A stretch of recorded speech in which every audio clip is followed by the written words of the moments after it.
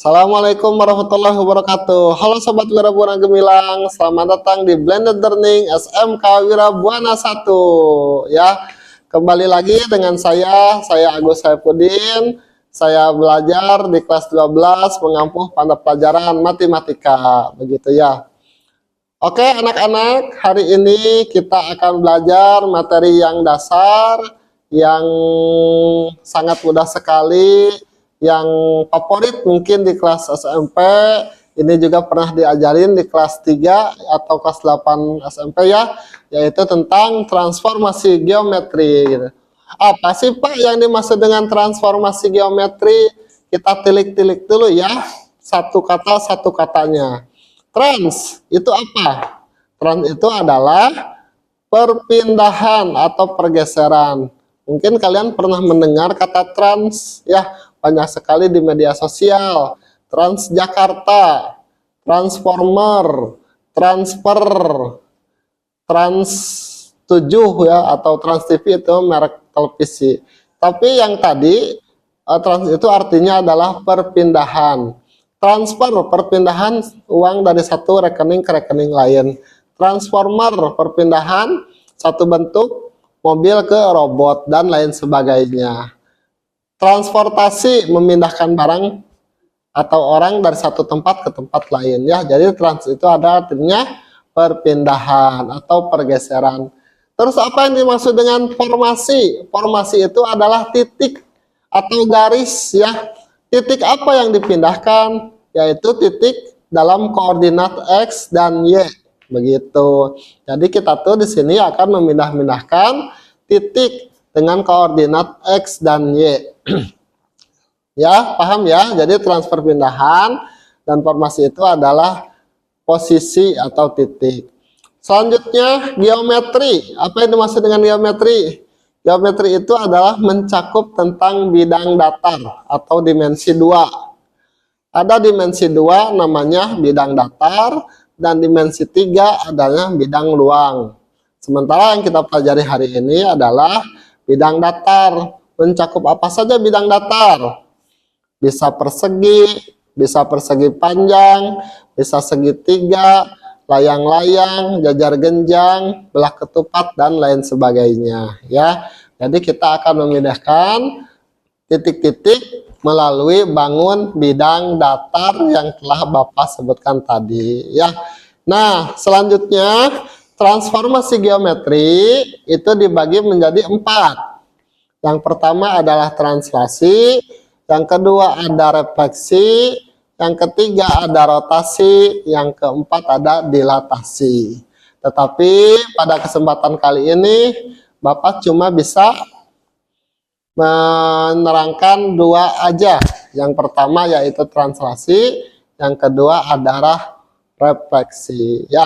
Oke, apa sih yang dimaksud dengan translasi? Yang pertama ya, translasi adalah perpindahan posisi suatu objek jika dinyatakan dalam koordinat kartesius. Translasi merupakan perpindahan titik-titik koordinat suatu objek ke arah dan jarak tertentu. Pada peristiwa translasi ini, ukuran objek tidak mengalami perubahan. Ya, jadi translasi itu adalah memindahkan titik menurut arah dan jarak.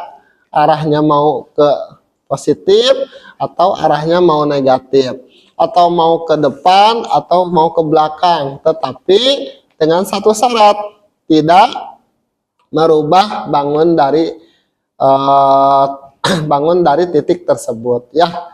Kalau ada persegi, kita pindahkan ke sebelah kiri bisa, nyerong sebelah kanan bisa, nyerong sebelah bawah bisa, ke depan ke belakang juga bisa, tanpa merubah apa? Bangun bidang tersebut, begitu ya. Nah, dengan begitu translasi ada rumusnya. Misalkan Bapak punya koordinat P sama dengan X, Y ya. Ini ditranslasikan oleh T, A, B. Maka P aksen sama dengan X ditambah A, Y ditambah B. Ya, jadi yang translasi itu sangat mudah.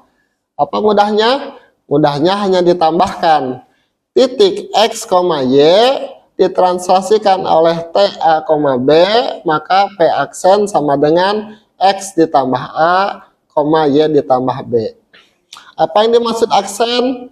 Aksen adalah bayangan. Jadi kita itu mencari bayangan dari titik asal, ya.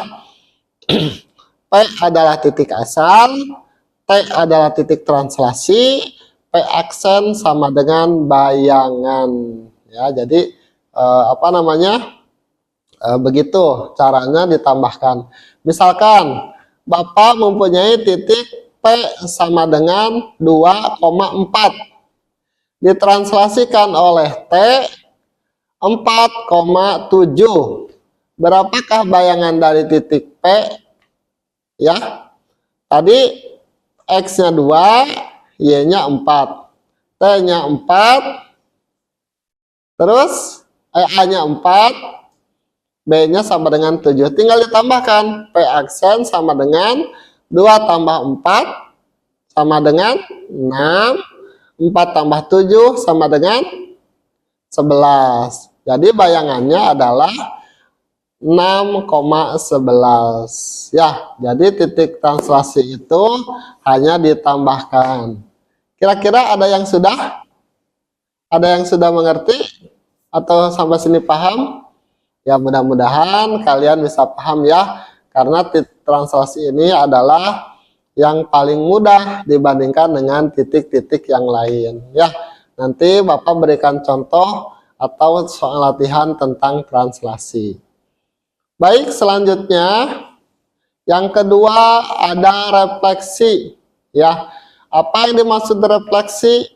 Nah, Bapak mau tanya dulu, pernahkah kalian bercermin atau mengaca ya, baik ke jendela, ke cermin langsung atau ke tempat, ke kaca mobil, kaca motor dan lain sebagainya.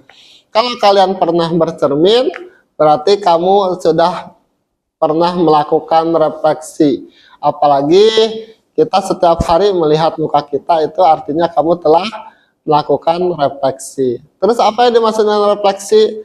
Refleksi adalah perpindahan titik suatu objek pada bidang sesuai dengan sifat pembentukan bayangan pada cermin datar. Pada prinsipnya, refleksi hampir sama dengan translasi, yaitu pergeseran. Pergeseran melalui titik sifat-sifat tertentu. Demikian sehingga posisi akhir objek merupakan hasil pencerminan objek awalnya. Begitu ya. Coba kalian pernah bercermin? Misalkan depan cermin, apakah muka kita itu menghadap sana? Tidak.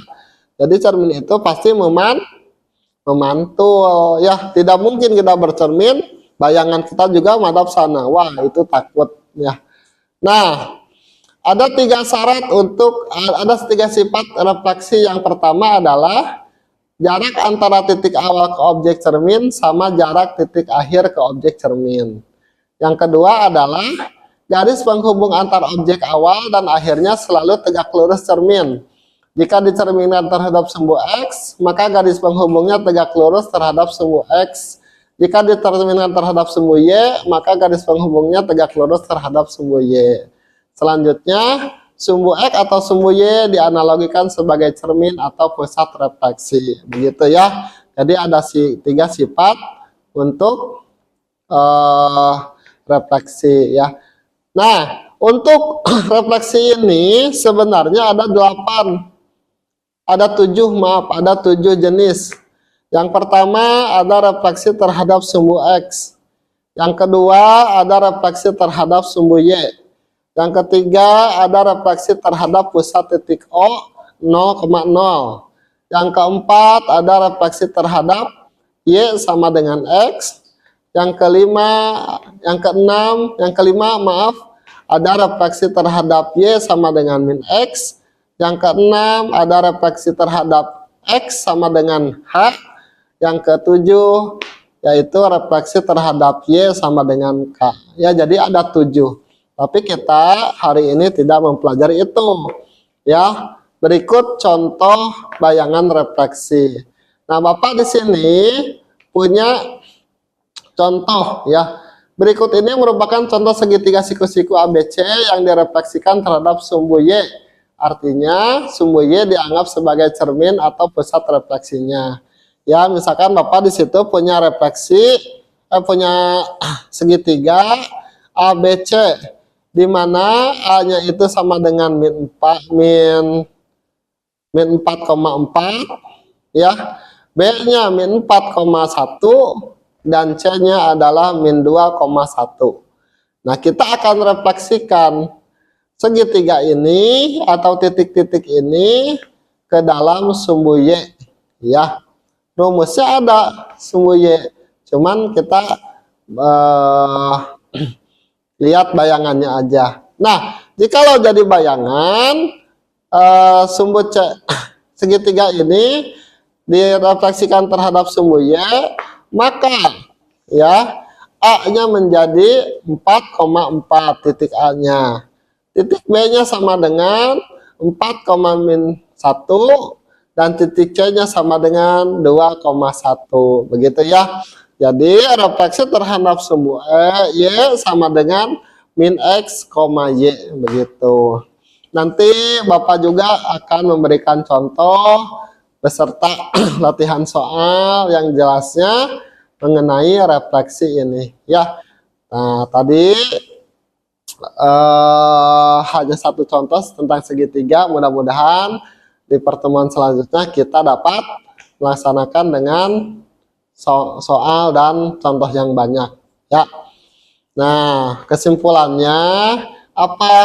Yang pertama, tadi kita belajar transformasi geometri.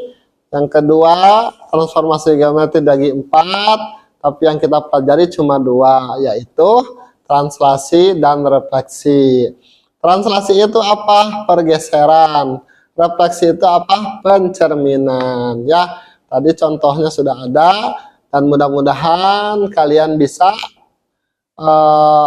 mempelajari dan belajar pelajaran ini dengan baik dan semangat ya. Karena ini mengenai satu bidang dan bidang-bidang lain gitu ya. Ya, cukup dari Bapak ya. Cuma sekian, mudah-mudahan ilmunya bermanfaat dan kita bisa terapkan dalam kehidupan sehari-hari ya. Nah, akhir kata dari Bapak, billahi taufiq wa hidayah. Assalamualaikum warahmatullahi wabarakatuh. Sampai jumpa, sampai ketemu lagi di lain waktu. Terima kasih banyak.